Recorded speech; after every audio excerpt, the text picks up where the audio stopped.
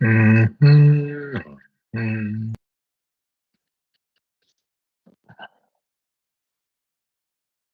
What is up, everybody? I'm gonna wait a few minutes. I'm gonna post this, wait for people to hop on. Bum, bum, bum, bum.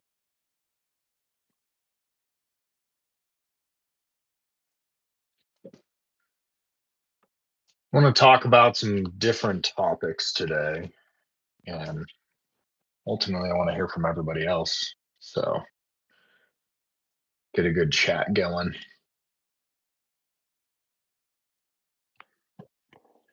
Give us a few minutos.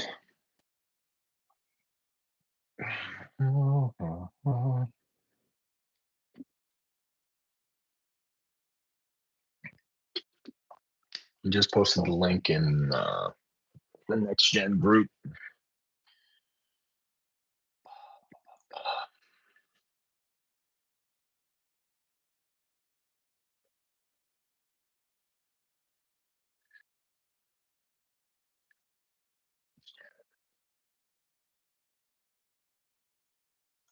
Bum, bum, bum, bum.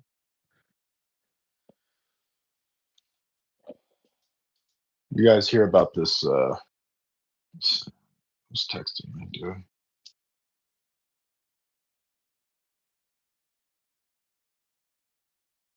What's going on here? Um, I got people blowing me up.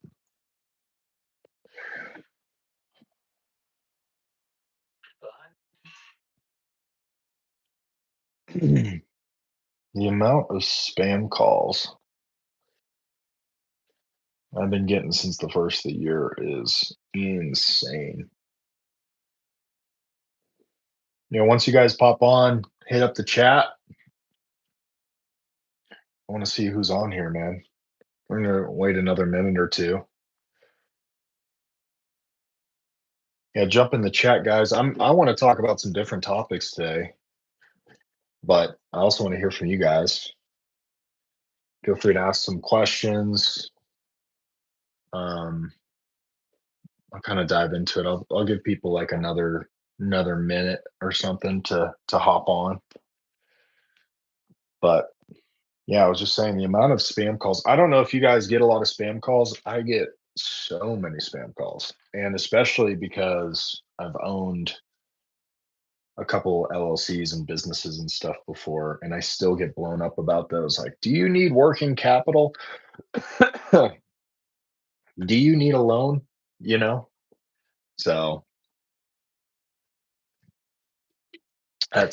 that's always fun. That's always interesting. You know what I mean? But um, yeah, let's have some fun in the chat. I'm gonna dive into some different topics and some different things.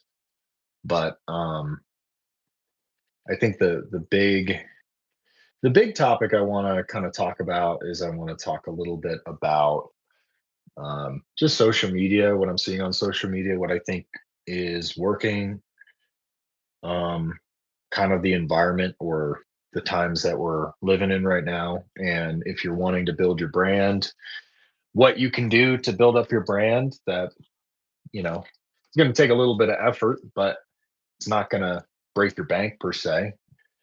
And I think that's kind of what's needed from everybody is if you're planning on breeding and getting your name out there, it's like what are some things that you can do on a daily basis or weekly basis to really like push your stuff forward and get your name out there? Because I know there's been a lot of Rodney and I both have been talking a lot about breeding. We've been talking a lot of to other keepers and breeders in the space recently, and everyone's really I feel like the buzz is starting to come back.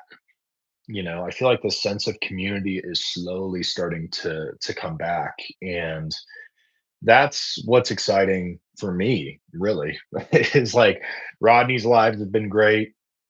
We shot a bunch of content yesterday, Rodney and I, where you know we did a podcast with Mason over at Mayray Exotics. We did um What else did we do yesterday? I'm blanking out. We did the podcast. Oh, we did part 3 of our Breeding 101 Retix series, which I think has some cool updates in it for people. So that will be awesome. What else did we do? You did something on your by yourself, Rodney, which is great. And then um yeah, I mean, I know he's trying to go live a lot more. I'm going to try to go live a lot more. We're trying to figure out the tech piece because ideally, I mean, we'd love to hop on a live where it's live on my channel simultaneously with his channel. But I don't know if that's even possible. We've kind of looked into it, but we need to dive a little bit deeper into that stuff as well. But no, I'm just going back to branding a little bit and just making content. When you think about the landscape, like I went on YouTube and I typed in Coyote, and Garrett's got a couple like Coyote videos, and then a lot of it actually, I think I've got the most Coyote content on YouTube, which is pretty cool. I don't have a ton of long form stuff. I'm actually working on or trying to work on kind of an info Coyote info video that looks at some of the content that's currently available, information available, and asking questions about different aspects of the locality, how things have been marketed in the past, and doing some different things there. So anyway, I'm trying to figure out the tech side of all of that too. So it should get really interesting. I'm getting more comfortable, like even just doing these little lives and stuff like that. I would say that the best thing that you can do, especially if you're wanting to eventually breed, is just invest in some form of content creation. I'm not saying you got to go out and hire a social media manager to run your accounts for you, because that just wouldn't make sense business wise, especially if you have no revenue coming in for it. It doesn't really make sense. But if it's short form content you're most comfortable with, like just start there. And it is really cool to see different people's styles. I know like Alex Carr's been cranking a ton of content recently. He's got his own style. Jen over at Mod Exotics, her stuff is always, it's got its own look. It's clean, but it's pretty much the same. I'm trying to think who else. Joe's been putting out some content. Joe Hall just showing some egg pulling stuff. Um, and outside of Garrett and Rodney, I'm trying to think of if there's anybody else consistently putting out long form content when it comes to retics. I really don't think. I mean, do we count Jay Brewer?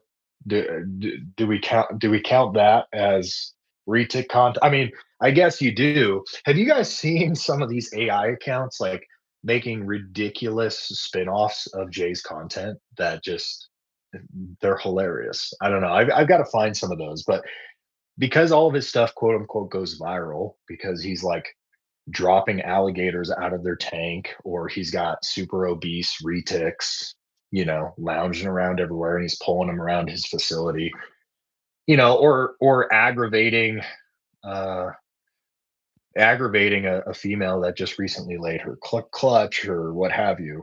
I don't know if we really consider that educational content. I think we consider that as, viral entertainment, you know, going for clicks. So back to kind of that, there's not a lot of people putting out consistent content. And I think we need more of that. Um, and not so much like, hey, Carampus came in at this year, Coyotes are this, that, whatever. I think we just need more people sharing their personal experiences. And that's really what it boils down to. And I think ultimately that was the big trigger point for Rodney in Triple Threat. It wasn't because somebody else was like happened to pop up on or start a podcast soon after we did, or some of these other people hopping on and starting to create content suddenly after he ramps stuff up, or I start ramping stuff up. I think it really boiled down to them making some of these wild claims about certain localities, and they know this and know that. If it was just three guys shooting the shit and talking retics and having fun with it, I don't think there would have been any problems at all. I don't think Rodney would have retaliated. There would be nothing to retaliate to. So just going along with creating content, and my advice with that is just have fun with it, and just because nobody can refute your experience, right? That's the one thing. It's like people can refute if you're making wild claims saying, "Hey, my stuff's going to stay 6 feet." That's like a definitive statement. But if you're saying, "Hey, my Coyote is 6 feet and she's 4.5 years old," or 3 years old, or 2 years old, or whatever. That's just you sharing your experience. There's nothing wrong with that. Um, so I think that's kind of that needs to be the crux of people making content. I think people are a little bit scared to make content because there's been so much drama. But you guys have to realize, like, a lot of the drama has been with a lot of these quote unquote old heads in the industry, in the space. And if there has been recent drama with recent keepers or breeders, a lot of that is valid because they're either trying to hurt the market, or they're spreading misinformation, or they're doing something that's going to kind of tarnish things. So I wouldn't worry so much about that, because I've had a lot of people reach out and they're like, "I'm just scared to make content. I'm scared to kind of put stuff out because I'm going to get wrecked." And there's going to be people that just don't like you, or I've had a couple of those with burner accounts. I'm pretty sure I know who those people are too, and I haven't said anything, but it is kind of an interesting thing. But more people need to be sharing their experiences. So, if it's enclosure builds, if it's raising their animals, if it's taking their animals to a school and doing an education thing. There's a lot of really good people in this space that just kind of stay in the shadows, and that's the sad part for me. I love watching people's content if it's enclosure build stuff. Jordan Carpenter's putting some stuff out recently about his custom enclosures that he does, the steel fabrication stuff. Brian Carlson, he's got his own style. He does some podcast stuff, but he shows everybody all his different animals and his setups, and we just need more of that on YouTube, more long form content, and I think that would just help. But like I said, um, Brian Fuller, it's crazy to see. I haven't posted recently because of just being busy and usually just having fun with my little girls. Also, I'm still waiting on my enclosures to come in. Yeah. Yeah. I mean, that's a valid point. I don't know, I went probably 14 months without really putting out any content. And that was tough because I had built all this momentum up, and then I just paused it because I had a bunch of personal stuff. I had some other businesses that were needing attention. And so I kind of left coiled on the stove, so to speak. And when I came back, it was hard to kind of get that same momentum and traction back. So, um, yeah. And when I say putting content out, I'm not saying you have to match, Rodney's pace or my pace or Garrett's pace or anybody's pace when it comes to content. But, um, I think putting something out or sharing other people's stuff, or sharing just those tiny little moments. Like, actually, last night I was on my Instagram and I was going back through all of my old reels from like 3 or 4 years ago. And it was really cool to see all my animals and how much they've grown, number one. But then number two, like, even having my kids involved from day one, just seeing how fast that time goes. And then you kind of realize, like, man, I can't take any time for granted. Um, if you could go back, what would you change? I try not to live. I don't live with any regrets because I look at losses or experience as education or learning. But I think, um, if I could go back, I think everybody kind of got sucked into this wave of, I'm not going to blame Garrett 100% for this, but there was just kind of this movement of everybody diving into super dwarfs and high percent stuff and everything like that. And so I kind of had those blinders on. And I really wish, going back, like, the one thing I would have done is add more of an open mind to what else was out there, specifically some of these other localities, and even reaching out to Rodney, because I was told by Garrett and other people at that time, like, Rodney essentially was not legit and his localities weren't legit. And so I was kind of riding off of that bias, which I regret doing. And that's another reason why, like, when people have a problem with somebody else, I'm not going to ride that bias and just hate that person just because somebody else hates them.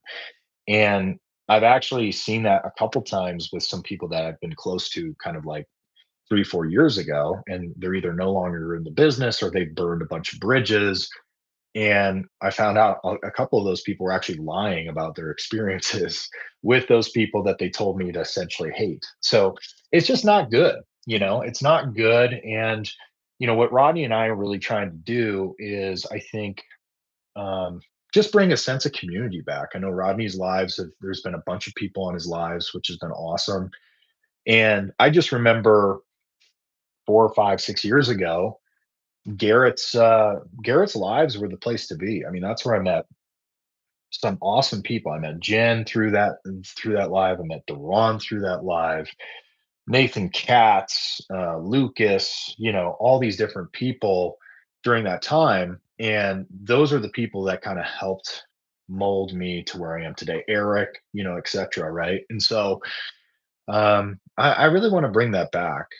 It's really sad that that's kind of gone by the wayside. And um you know when it comes to Garrett and what that feels like now, it just doesn't feel the same. Like the height of Reach Out Reptiles, in my opinion, was like the year before he bought the facility, where he was just in his basement running around. I think Rob was there. Maybe he had one or two other like part-time employees, and they were breeding and they had some really cool stuff. And it's like people were spending money, super chats or whatever, for them to pull out different babies. And dude, it was such a cool, fun thing. And I want to help bring that back. Like, have a really cool place where people can see babies and see like the results of some of these different projects kind of in real time, and they feel like they can express questions or concerns or different things and interest. And the thing is when I first got in, I mean, you just get especially when you don't have any retics yet and you want them so bad. Like, I waited, what, 2.5 years until I was like in a financial position to do everything I wanted to do. And so there was a lot of big stepping stones that had to happen for me to even get my first retics. I had to buy a house, and then I renovated the house, and then it was like I wanted to get the right enclosures. And so it was like a multi-year process of me just kind of ramping up to get into it. So by the time I was actually in a position to buy, I was like, I was crazy. I was so excited, so stoked. And I want other people to experience that too. And I think right now we're slowly starting to, you know, we're slowly starting to turn things or pivot things back to that.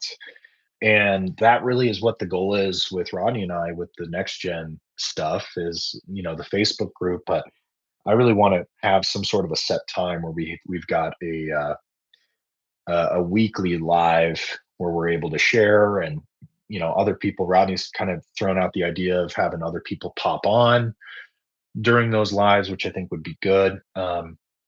We may even have Garrett hop on or something like that out of the blue. No, I'm just kidding, he would never do that.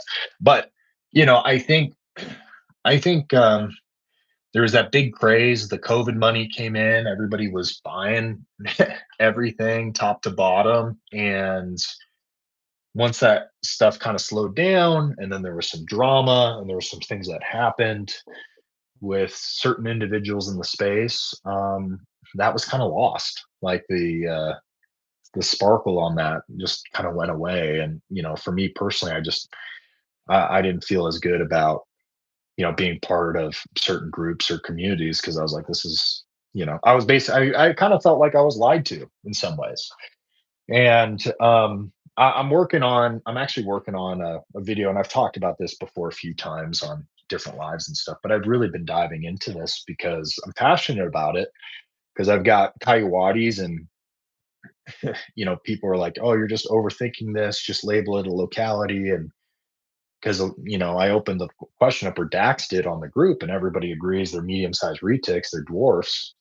But there's a lot of contrary information on YouTube of how these were sold, how they were sold to me. And I'm not gonna lie, it hurts when you feel like you've been deceived, or you buy into something and then you later find out that it isn't what you thought it was, or you can't market things how you purchase them, essentially.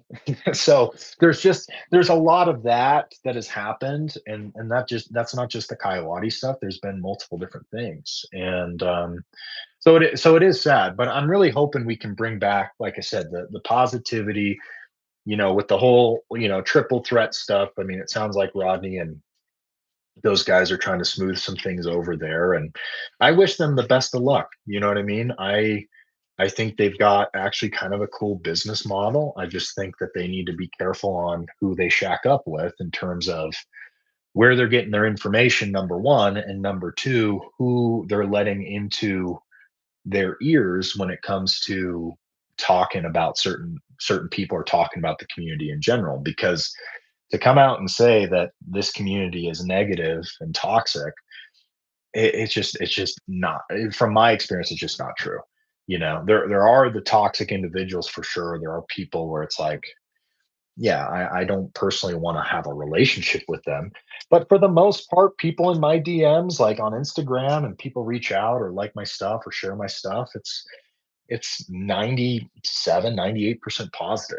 And ultimately, I think we just all want clarity on certain things, so that when newer people are coming in, they're not getting fed the same misinformation, or the same things that are kind of coming through that we went through, that I went through. And so, and it makes it difficult. Once again, I'm a newbie, I'm a brand new breeder. I don't know anything when it comes to breeding yet.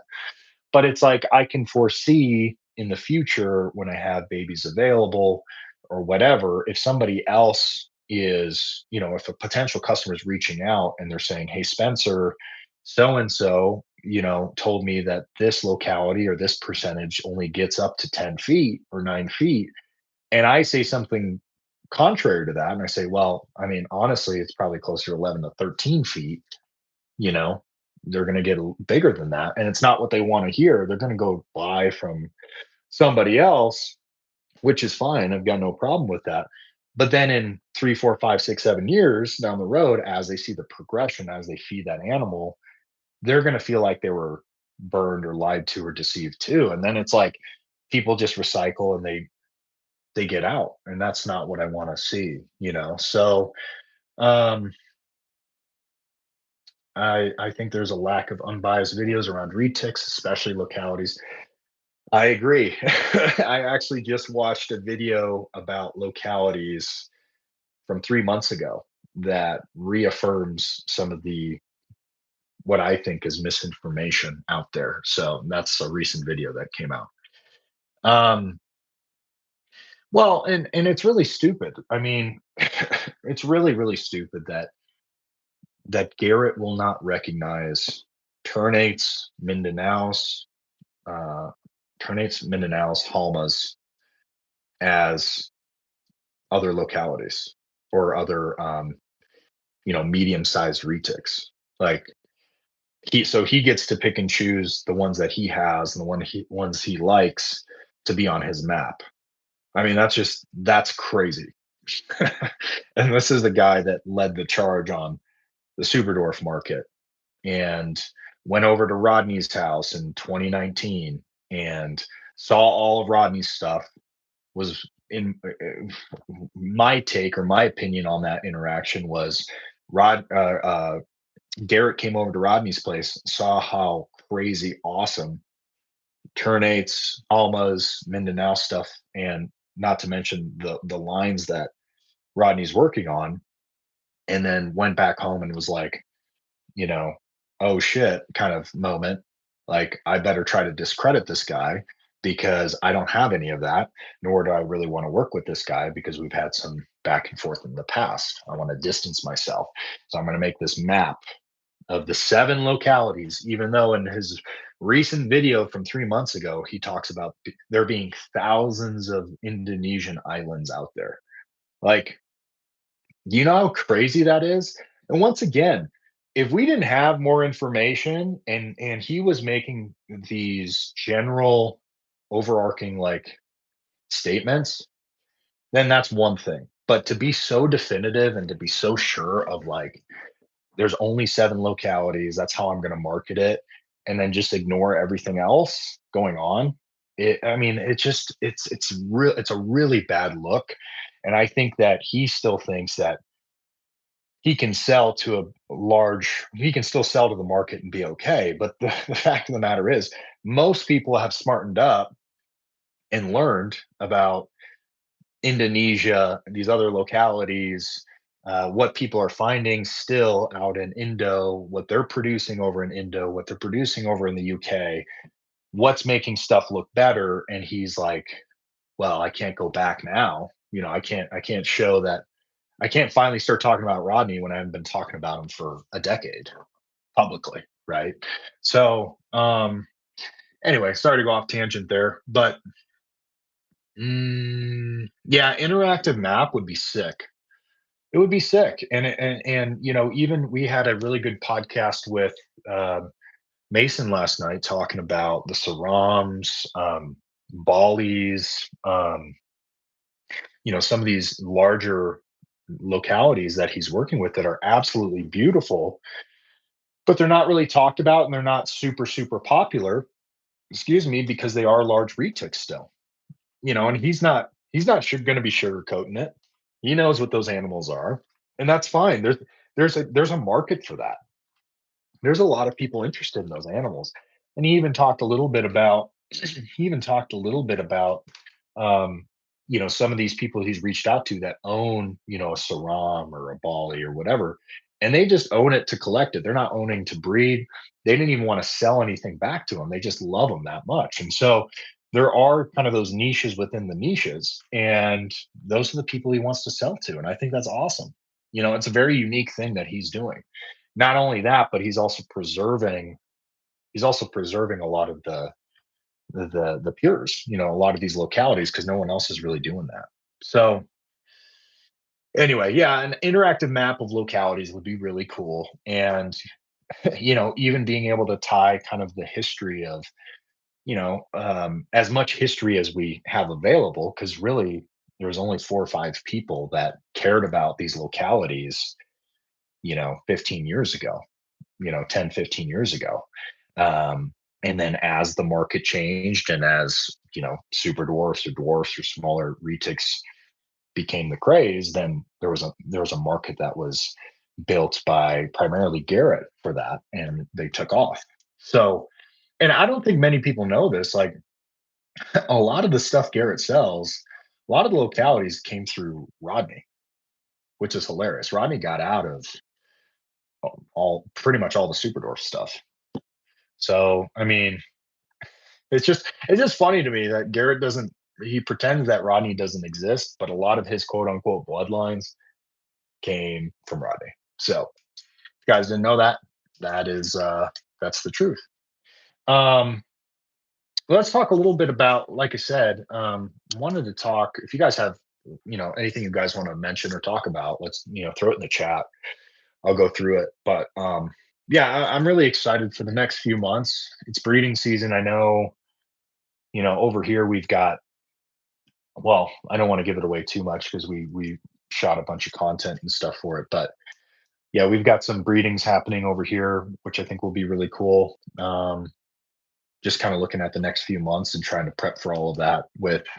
I'll probably build out my own incubator now that I've kind of gone through a bunch of stuff. I'll probably build out my own with one of those giant. They're not igloos. What are they called? Cooler mates or whatever. I'll probably just do one of those and build that out. Um, hopefully everything goes well on that side of things, but just try to keep it simple, and if you look up like super dwarf incubation videos and stuff like that, there's a lot of people that overcomplicate the process too, and that's one thing I want to try to avoid. Where it's like I'm going to build this state of the art, brand new incubation process, and I'm going to try it this way, and it's like you're dealing with clutches that you've been waiting for all year, and you're going to experiment with the incubation process. It's a really scary thought, so trying to take the risk out and just trying to keep it simple, I think, is kind of the way to go.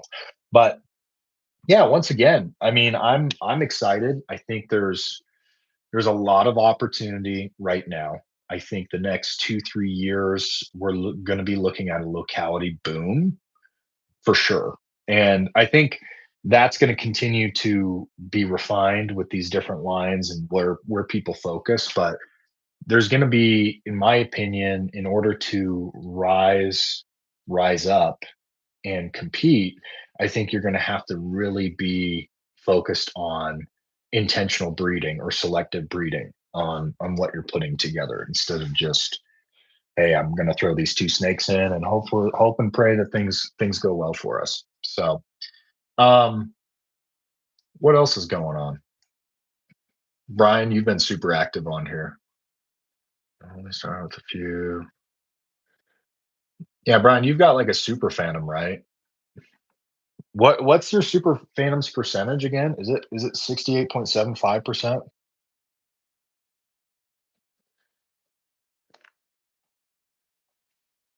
Oh, a sister to mine. Yeah, that's gonna be a really nice animal to have long term.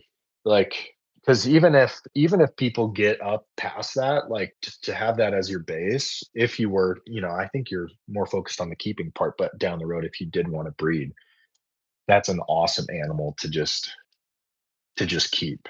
So great foundation animal. That's like top of the line right now. And that's one thing too that people don't understand. Like, instead of buying 3, 4, 5 retics, females that, you're trying to get on a budget or whatever, I would go with maybe 2 or 3 like higher end, higher percentage, or locality cross stuff, or pure locality stuff that is going to hold its value even better. That's just one thing to think about. But yeah, super phantoms are awesome. I mean, the all white snakes, I think they'll always do really well. People always want them. There's never, in my opinion, there's never really enough of them. And yeah, we'll see kind of where that all goes. But um,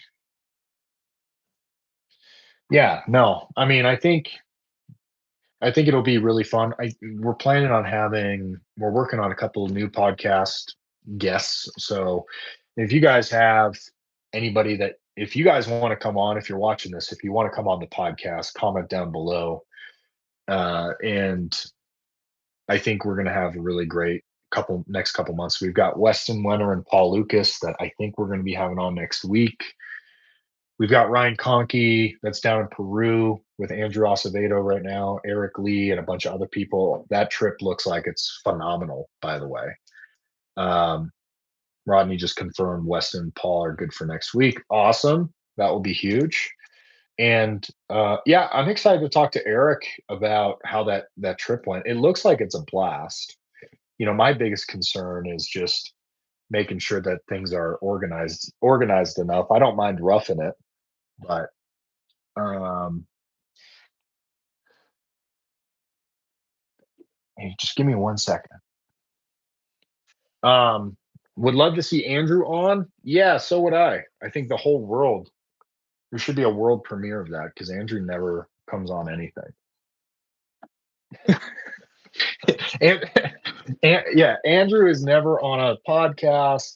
He's never in videos, and I love Andrew. Andrew, I mean, every time I talk to him, I have a good experience with Andrew. Um, but he's just that way.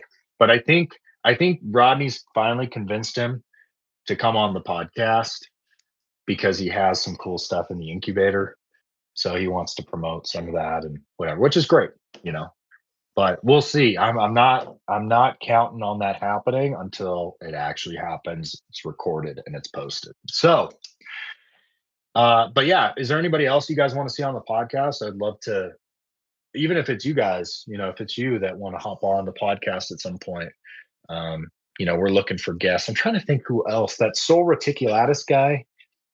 I think Garrett just went out to his place. I have not. I don't even know that guy's. I don't even know that guy's name. I just know his like, Instagram handle. But he's got some really cool stuff. Garrett just did a tour of his snake room. I think he's got some really nice Superdwarf stuff. Um, that rivals pretty much anybody's collection that's in the Superdwarf game.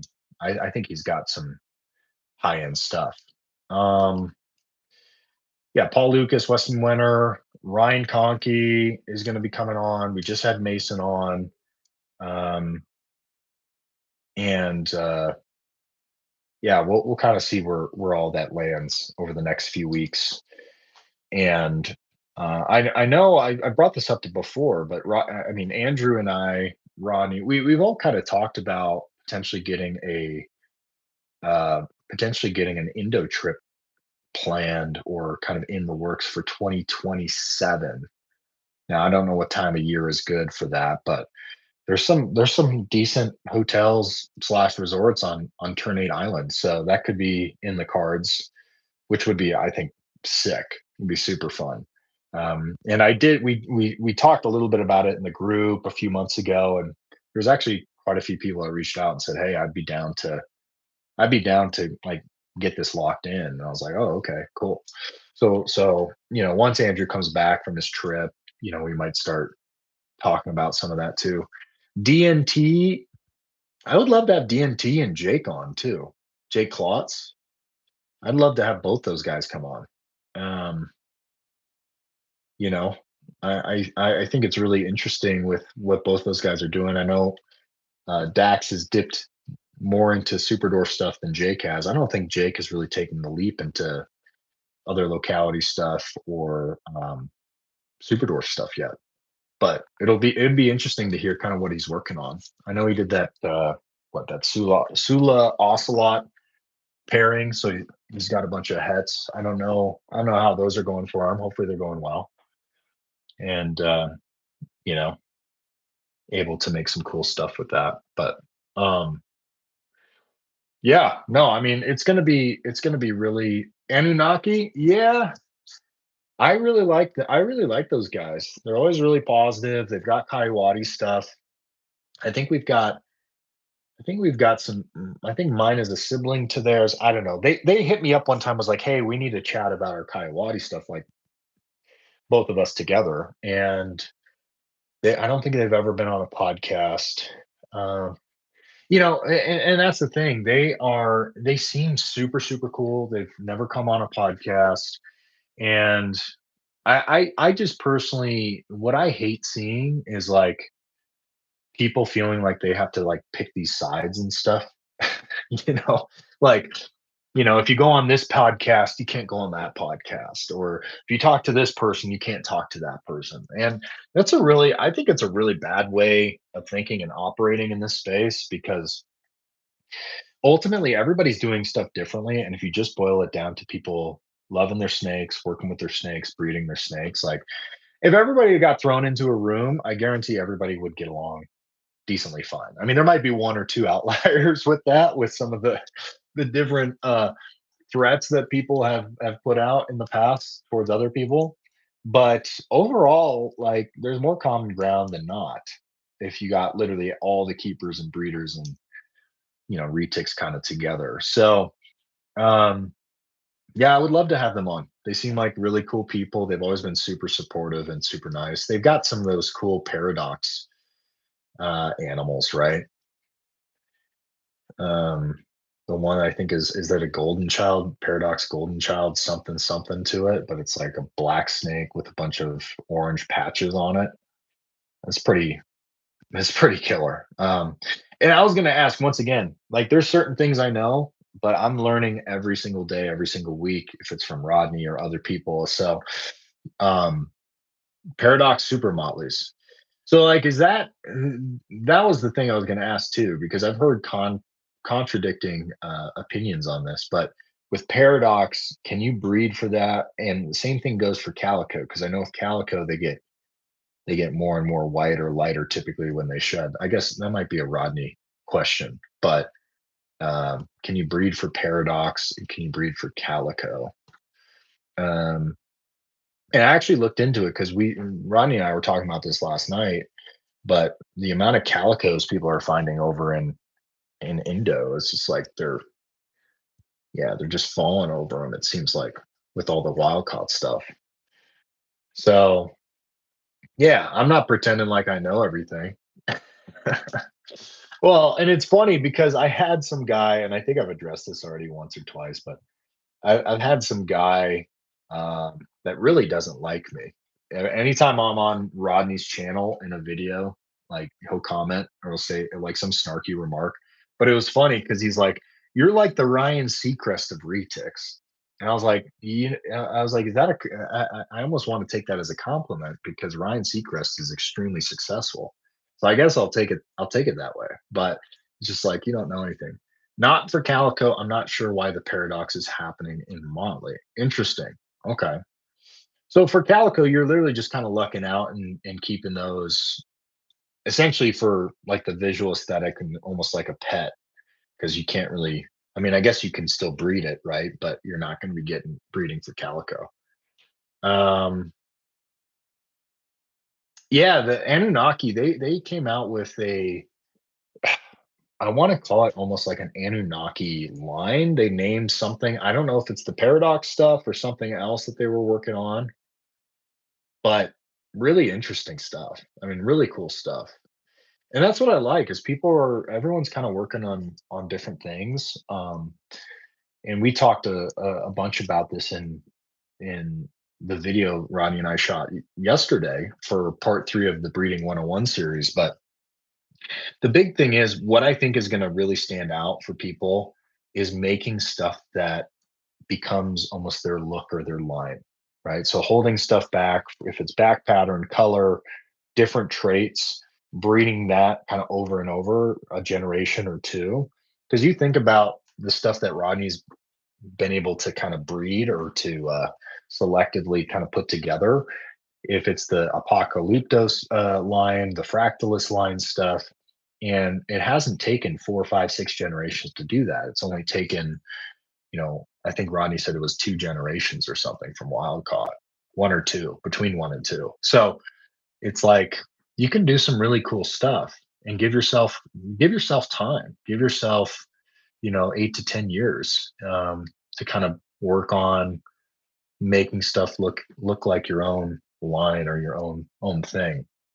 And that's why I posted a picture of that purple snow that I have, that female, because she's got that really chaotic kind of neck pattern, and then it kind of gets into this interesting dorsal pattern where she's got these kind of this broken up. It's not like a really clean, diamonds or anything like that. And she actually has a heart on the back, like halfway down her dorsal pattern. So it's pretty cool. She's got kind of this unique pattern.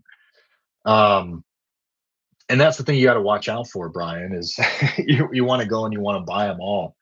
And and the other thing is too, if I would have taken a trip out to Rodney's 3, 4 years ago, I think the animals I have today would be completely different. It took me a while to open up and to kind of see what he was working on, and I've only seen stuff in videos and pictures. I can only imagine what some of that stuff looks like in in real life. So yeah, one day I'll pop out to Rodney's. So see what's behind the curtain back there. So um let me see. And that's the other fun thing about all this is that there really are so many projects that have not even been touched. And I think a lot of it is because people feel like they're being like these projects are already being done, but it's almost like a double fake out. It's like, no, like I thought we were gonna have Super Dwarf Anthraxes by now, like or by now meaning like 2 years ago. Thought we were gonna have Super Dwarf Genetic Stripes at least 2 years ago. Like a lot of this stuff has just not been done. Yeah, we'll do a retic fest. We really should. We should host something. Um, we should host something and do something out there. That would be really, really fun. And Andrew's not too far away from Rodney too, so that, and I know Eric would be down to come out, and that would be a fun group actually, and get just invite everybody out. Um, yeah, and I was telling Rodney, I just said, I said, listen, man, like these next 2, 3, 4 years, the value is held on the localities that he has. And as he continues to selectively breed, I think some of that stuff is honestly going to go up in value over the next couple of years because people are going to want that stuff into their projects. The base, I think honestly, you can't go wrong with the base, Ternate, Mindanao, Halmahera, and bring that into stuff because none of that stuff really has been played with too much yet. So that's a great investment. But then as things progress, if it's the Apocalypto line, the Fractalus line, some of these other things that he's finding within these clutches from these wild caught animals that he has. I mean, they're just throwing crazy stuff, and so you can almost kind of manipulate, some of those different things to borderline look like new morphs or new combos just from the wild caught stuff. And so imagine taking that contrast or some of those crazy things into some of your projects. That's where it gets really, really fun. So yeah, we'll have to do something. I mean, I think with the lives and us kind of getting into a schedule, doing the podcast. And oh, that's the other thing I wanted to talk about. I posted about it, but I mean, Instagram is just giving us hell, about there was an instrumental song that I was using from Instagram on all of our reels on our Instagram next gen page. And that was a bunch of people that have come on talking about their stuff or talking about their brands or their animals. And Instagram pulled that song off the platform. And in turn, they just muted all the audio on all those reels. So you can't hear anything from anybody on all the content we posted yesterday. And I just found that out. So I went through and I deleted all of them. Now I'm in the process of like re-uploading, but there's like 10 to 15 clips per episode, and we've done almost 10 episodes now. So there's a lot of clips, but I told Rodney, I said, listen, man, I am going to get all of those back up because number one, not just for history's sake, but I want people to have stuff on there where been able to, they've been able to have a voice and have somewhere positive where they're able to promote themselves and, have a really solid place for that. So, um, you would fly out? Yeah. I think I would definitely fly out too if we hosted something out there. I think it'd be really fun. We could probably even do like I know Rodney's dad has got a bunch of land and stuff. We could probably even do a hike, and they've got a lot of, what is it, rattlesnakes out there, Rodney, timber rattlers. So I mean, I think that would be fun to do like a herping day and then like a get together day. We could probably do something like that. Um, but yeah, I went out to Retic Fest in, what was it, summer of 22, and yeah, Andrew herps out there a bunch, so Andrew could lead us and guide us on that expedition. He would love that. Um, what was I saying? No, I went out to Retic Fest at Garrett's place in 2022. They had just opened or just purchased and then renovated and moved into that facility probably 3 or 4 months before I went out there. So that was cool because I got to meet Eric in person. I got to meet Jen from Mod Exotics in person. Um, I got to meet a bunch of people that first trip. Duran, Rob. Rob was awesome, man. Rob gave me like a 3 hour tour. Yeah, I want to keep this positive, but yeah, he gave me a 3 hour tour. I love Rob. It's not about Rob, but it's just about my experience there. And it was awesome. It was awesome. I hung out with Eric from a good chunk of the time I was there. Got to know him really well.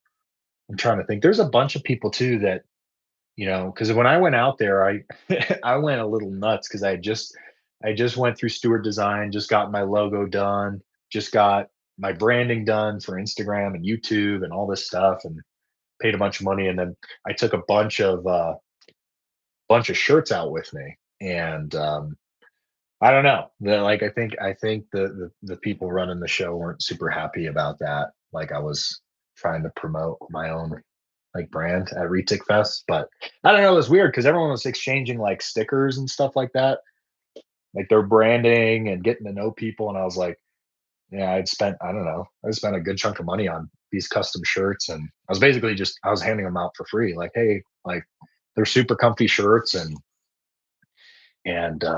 yeah, that didn't. There were some people there that didn't like that. So it is what it is. It is what it is. But yeah, just trying to get the word out about Coiled, man. um, so anyway, that I mean, yeah, flying out. Rodney's up in Rodney. What city are you? I mean, if Rodney's still on, what city are you technically in? Up in PA, right? I forget. You're kind of in a smaller town. Um, but yeah, that'd be super fun to do something out there, and kind of get everybody together and get to know people. So right in the middle of the state. Okay, well that doesn't help me. I don't know where the hell that is, but um, yeah, I think between I definitely want to do an Indo trip. That's on the bucket list. I think we'll see kind of how these lives go. I think we're going to try to shoot for every Wednesday. Um, doing some sort of live on, Rodney's going to be leading that on his channel. See how those go. Because he'll randomly go live and I'm randomly going live too. So we're trying to lock in some sort of a schedule or something that makes sense for everybody. But yeah, it's a blast, man. It's a blast connecting with people and hearing their stories, and these new keepers and breeders I think are really kind of getting it, like where we're at in the market, and what looks good versus kind of what doesn't look good, and kind of moving past some of the old ways of thinking and starting to think outside the box, which is exciting. So I was just talking to someone from Sumatra last night about Sulawesi and hiking the mountains. Yeah, I mean, can you imagine? You imagine going out there? I mean, that would just I just think it would be I just think it would be epic, Like that would be an epic trip to go out there. And not just for retics. I mean, all the other wildlife, all the other flora, everything else. Like there's just I can't imagine just going out there and herping for a week or whatever it might be. Maybe it's not a week. Maybe that's too long unless we're staying at a five-star resort on Ternate Island or something like that for whatever it is, $100 a night or something, $50 a night. Um, but I mean, I'd be down. So I think there's actually a lot of people that would be down to um, do that trip. So yeah, maybe 2027. Maybe that's a great place to great great time to do it. Great place to go and figure that all out. I know, a lot of those islands are separated and divided, and so there are some logistics. I was talking to Andrew. I was like, Andrew, maybe there's a way we can get you out there. Um, oh, he is going out. He's going out in February and then back in September. So it sounds like he's going to be able to kind of build a good foundation of connections and people and places to stay. Because I know Andrew, talking to him, he's got that Boy Scout in him. So do I. But it's like he'll sleep on you know a dirt floor, and it's like, well, yes, I'm willing to rough it, but at the same time, if there is a decent place to stay, I'd like to sleep in a bed so I can walk the next day. Um, so that's just that. But yeah, it'll be really fun. It'll be really kind of interesting. And my man, my super dwarf female from Daniel Solis is so deep in shed, and she's been in shed, I swear, for almost 3 weeks. And she doesn't want to move. She's just been on the cool side. So I'm really hoping, and my hypo male has been deep in shed too. But I came in this morning and hoping that she was shed out, and it's like, nope, she's still deep in shed. And so Once again, if it was only a couple days outside the normal norm for their shed cycles, I probably wouldn't have noticed. But all three of my females have taken forever to get into shed. So 3 months, which is outside the norm. And then when they're in shed, it's been like 2 to 3 weeks process where they just don't want to move. They're hanging out on the cool side. They're being lazy. And I'll even like soak them and stuff to try to like help out with the process because I'm like, well, it is winter, it's Utah, whatever. And man, it is just taking forever. And I don't know what it is. So hopefully it's because they're, breeding or cycling or getting into that. But we'll kind of see what happens with that. But that's one big thing that I've noticed. Just over the last few weeks as all these females have been going in and getting out of sheds. So um yeah, content wise, what kind of content do you guys want to see? That's the other question I want to ask. I mean, we're doing the breeding 101 thing on my channel, but I'm looking for ideas for long form content. Once again, on my channel, I want to focus more on long form stuff than short form. Short form is really easy for me. I have a really good knack and eye for cranking out short form content when I want to.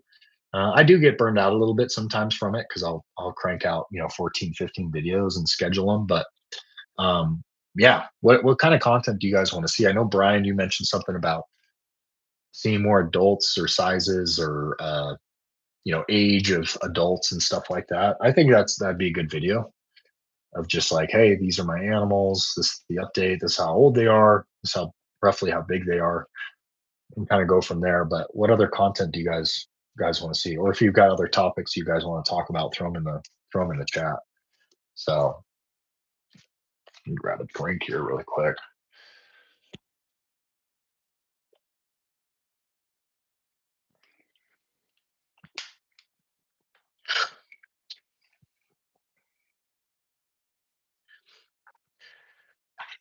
And I'll be honest with you, long form content is definitely harder to produce, definitely harder to produce on a consistent basis. Especially when you're kind of like I've kind of got OCD a little bit with my long form stuff. I want it to always look really, really good and edit it really, really well. So it takes forever.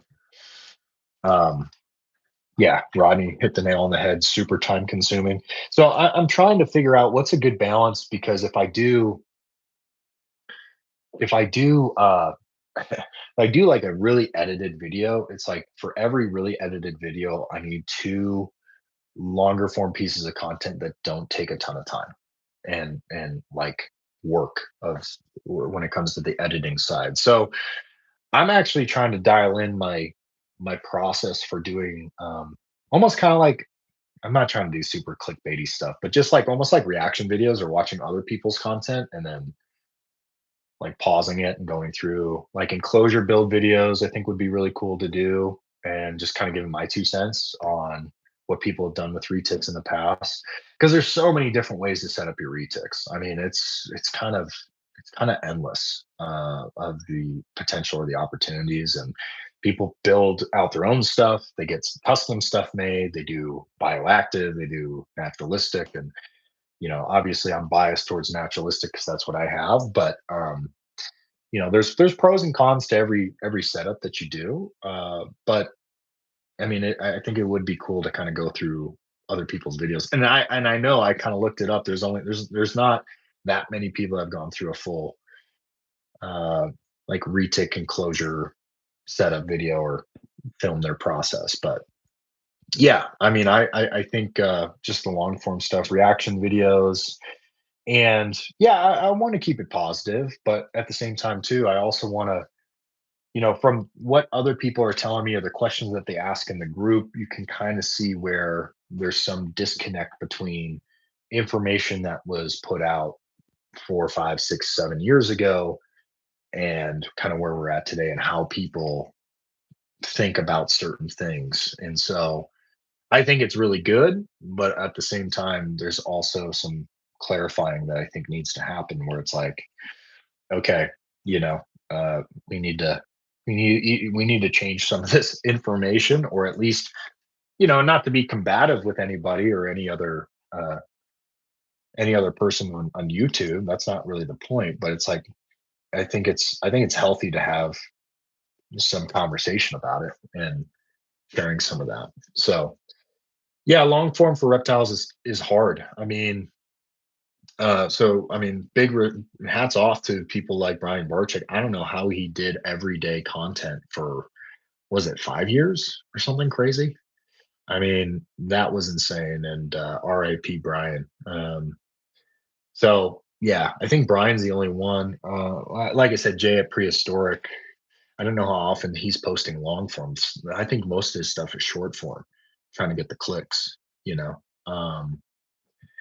But yeah, Brian Barczyk stuff, man. I used to watch that all the time. And Brian or Garrett used to be more consistent too. I don't know how often he's putting out videos anymore, but it seems like his volume has decreased because when Thomas was there, I don't know if any of you guys remember Thomas, but Thomas, I mean, he was all over that stuff. I felt like Thomas did a really good job for Garrett on the cinematography front, just making stuff look really good, editing stuff really well. And so once Thomas left, I feel like some of that production value kind of left along with the volume because once again, to put out even one really good piece of long form content a week, it's a lot of work. Like it's kind of a full-time job, where if you're not wanting to be repetitive, you're wanting it to look good, you know, having animals that will behave or, having subject matter too. So that's another big reason why I want to focus more on the community aspect of like retics and connecting with other people, having them come on. One other idea I had for content was starting kind of a series on my channel called Coiled Convos is what I wanted to name it.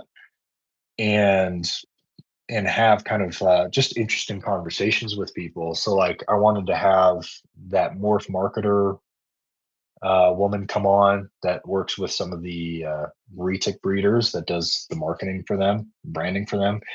Have her come on, talk about what she offers, but also just kind of what her mindset is going and working with some of these different breeders. I think that'd be really cool, and just having some different conversations with people and opening stuff up there. But yeah, so we'll see. We'll see kind of how things go and transpire. Like I said, I really only started making content again back last July, and so trying to get some momentum and trying to get some things back into motion is always a little bit tricky. But consistency will always beat the volume piece. So if you make 20 pieces of content this week and post it all, in my opinion, you're going to burn out. So you're better off kind of spacing things out and scheduling stuff from there. But yeah, anything else? Any other questions? Any other comments, concerns, groans, complaints? Yeah, so, um, you guys have any other like content ideas? I seriously would love. I would love hearing them because sometimes you get caught up in your own head of what you think people want to see or not see, and you know, you can play games with yourself like, oh, that's a bad idea. So, man, we've already done an hour. That's crazy. I think this is my longest live yet. One of my longest. Um, Deron, what's up, man? Thanks for being on. It'd be tough, but would love to hear from people who respect for each other but have differing opinions and agree to disagree. Yeah, I would love that too. I mean, and once again, it's like trying to take out the personal attack stuff and just have a contrarian view on things. I think is really really healthy.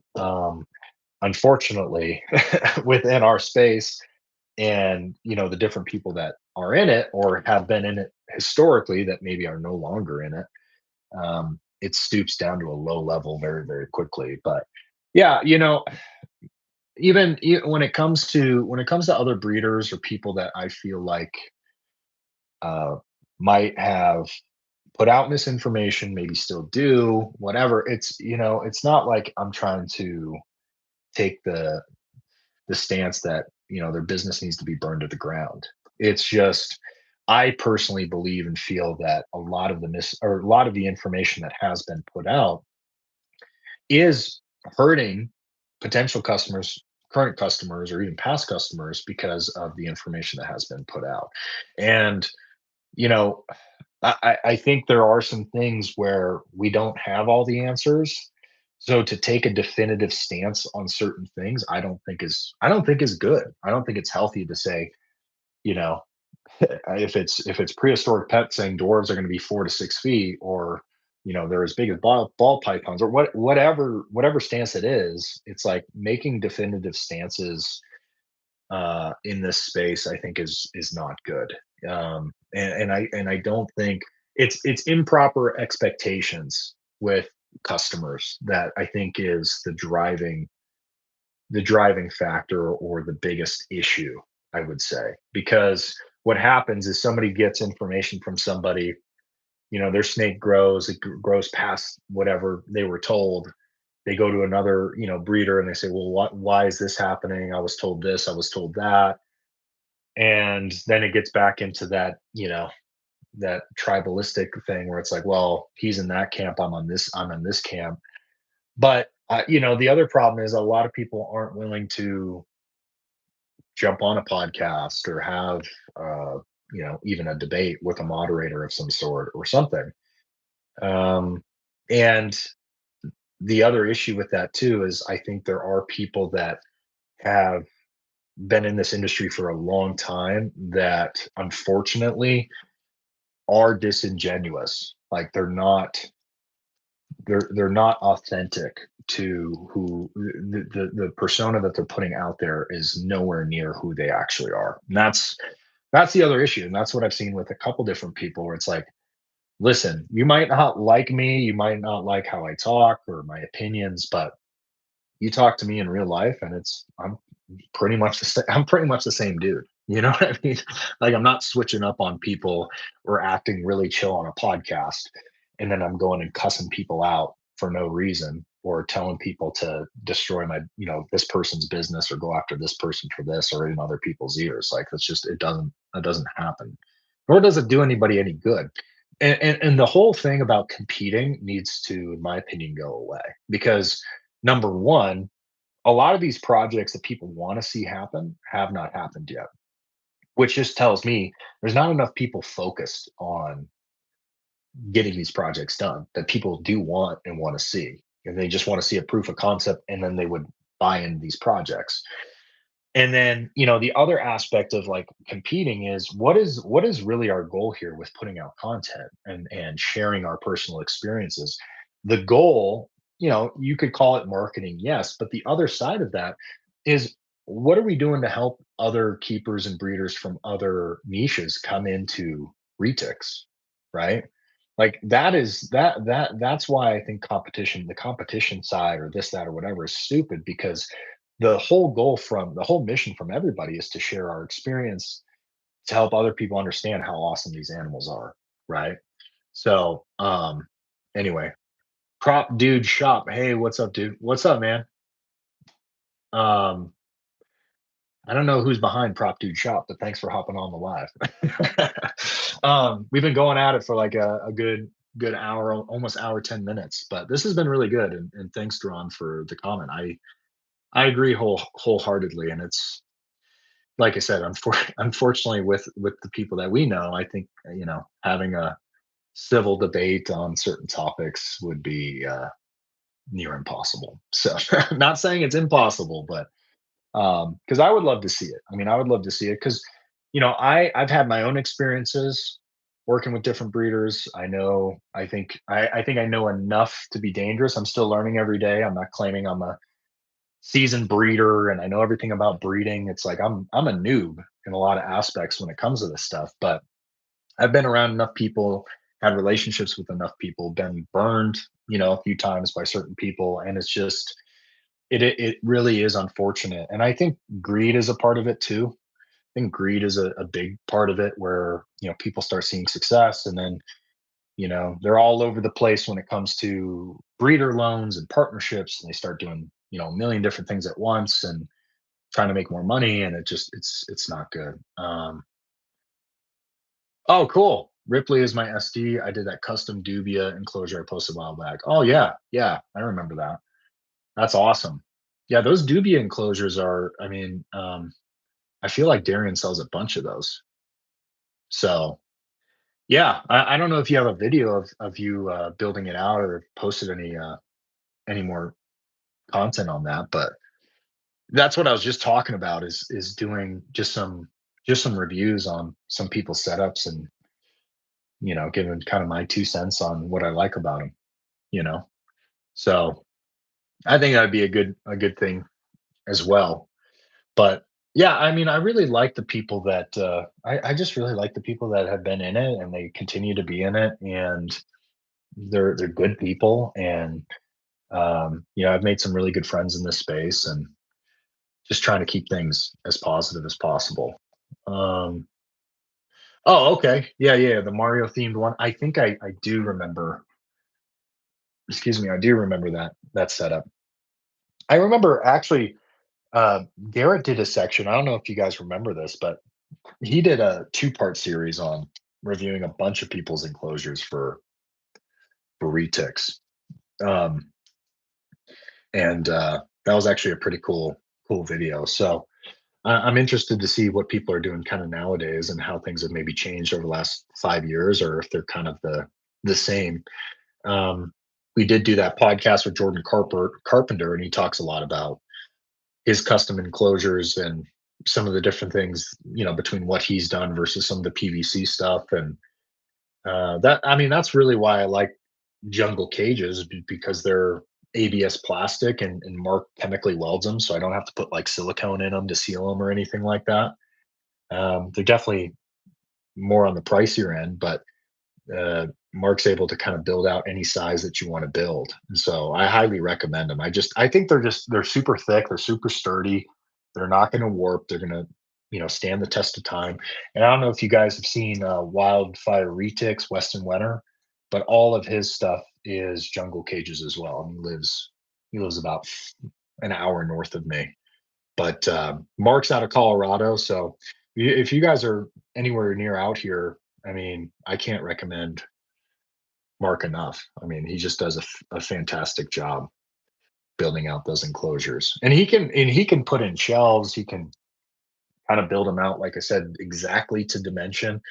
Because my biggest thing with this office and kind of how I wanted it set up, I wanted four enclosures stacked, you know, four and 4x4 essentially, so eight enclosures, and be able to fit my thermostats on top. So he built them exactly to the limits of the space that I had, and um, that worked out great for us. So, other topics, other things you guys want to chat about. Um, any new breedings? Anybody doing any new breedings? Any new clutches that you guys have seen drop? Um, in the last couple days. We talked a little bit about. I know there's a bunch of Karampas that have dropped across the board. We're going to have a huge influx of Karampas, which I think will be cool. Um, they've got those really nice chaotic back patterns to them. I think you guys can. I think people are going to be able to use those really well in some of their projects. But yeah, I'm trying to think who else is producing this year. I mean, we've got off the top of my head, we've got Andrew, Rodney, Eric, Jen, um, Sean, a couple different Seans. I don't know if Lucas is producing anything this year. Um, I think he was trying to maybe produce a couple things. I'm trying to think. Garrett obviously is going to be producing some stuff. He's got those Karampas. He's always got stuff cooking, I feel like. Um, yeah, who else is producing a bunch this year? Eric. I don't know how much Eric has too. I know he had like two pairings that he did that were super significant to him. Um, yeah, myself, hopefully, fingers crossed. Like I said, I'm not counting things before they happen, but yes, hopefully, I would love to hit 3 out of 3. But if I hit 2 out of 3, I still will be over the moon the pairings I'm doing. And I'm also involved in a couple other things that, we'll get to at a later date, which I'll reveal later. But yeah, we've got some exciting stuff. And to be honest, it's really refreshing to be going through this breeding season just because your animals do act different. So it's kind of new, it's kind of refreshing, and they're doing different things. They're expressing different breeding behaviors, and so it's much different than any year previous, just because of like just watching those things happen in real time.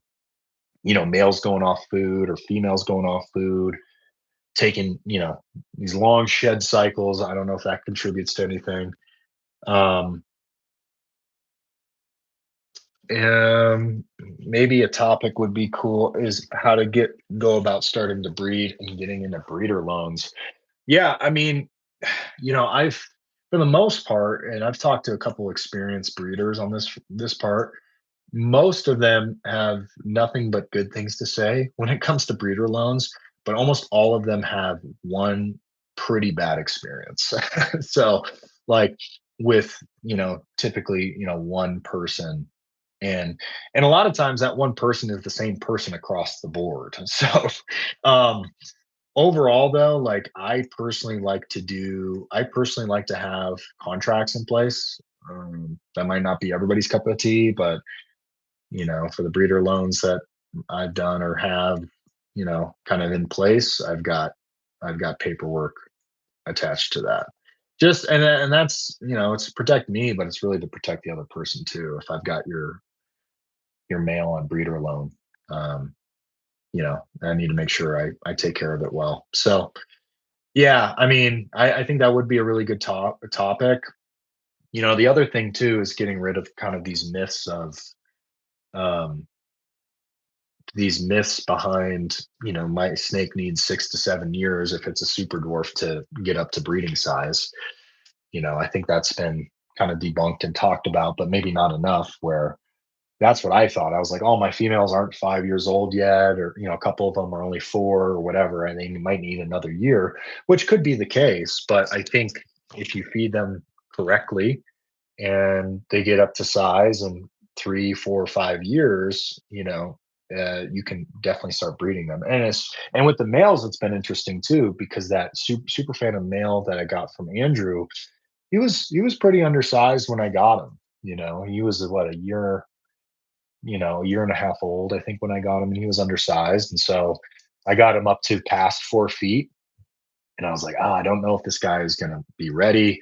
So, anyway, you guys can tune into my breeder series when I talk a little bit more about that. But essentially, yeah, you can definitely get the size on them, and be in a really good spot to breed within 3 to 5 years versus 5 to 7, because that was the message that I got when I bought all my stuff. Is, oh yeah, it's gonna take 5 to 7 years, and so we're in year 4 right now. So anyway, no, I mean, this has been awesome, Brian. Thanks so much for thank you so much for participating, man. It's been great, Rodney. You too. And like I said, I really want to try to dial in kind of a more specific schedule when it comes to my lives. Or I know Rodney's working on getting like a Wednesday thing where people can pop on and share something or ask a question in real time, which I think will be really cool. And just kind of rebuilding that camaraderie and that community, I think is definitely needed. So anyway, well, I've actually been super sick too, so I need to go. I need to go take some meds, but hope you guys have a great rest of your day. Thanks for tuning in. Oh, and like I said, if you guys have any like topics you want to talk about next time, drop them down in the comment section. Or if you guys want certain long form content out of me that would really help. Um, the way that I kind of visualize it is, obviously I'm still a newbie breeder, but I'm going through it, so trying to document that. But phase one is kind of complete, of raising up your animals, maintaining that, building a brand. So if you guys have anything in terms of that first phase, I think I would love to make content on that. And then obviously as we get into breeding phase, and then third phase is doing the business side and selling and shipping and hatching and racks and all that kind of stuff for babies. I mean, that's all coming. So it's a really exciting time right now. I'm pumped up. I'm pumped up for the future of retics. And if anybody talks down about like the community or where retics are headed or whatever, I disagree. I think there's a lot of really cool people in the space, and we've got a lot of potential ahead with the locality stuff. And we're on a great trajectory. Cool to see you on live. Always respected your builds. Very clean setup. Thank you. Yeah. um it's funny because I think making the taking all my footage from doing my build outs and actually editing that took longer than actually doing my setups and enclosures, which is hilarious because I spent, I don't know, 2 months building those out. And it took me like 3.5 years to edit all that footage down into something manageable, digestible for people. So, um, anyway, guys, yeah, much appreciated. Thanks for hopping on. We'll try to get into a good schedule, and then I'm gonna start working on some long form content stuff. If it's reaction videos or information on stuff I've seen, I think that'd be great. So, anyway, much love, guys. Have a great rest of your week. Have a great weekend, and we have a lot of content that's banked that's going to be coming out, and then we're going to try to keep a consistent schedule when it comes to some of that on Rodney's channel. So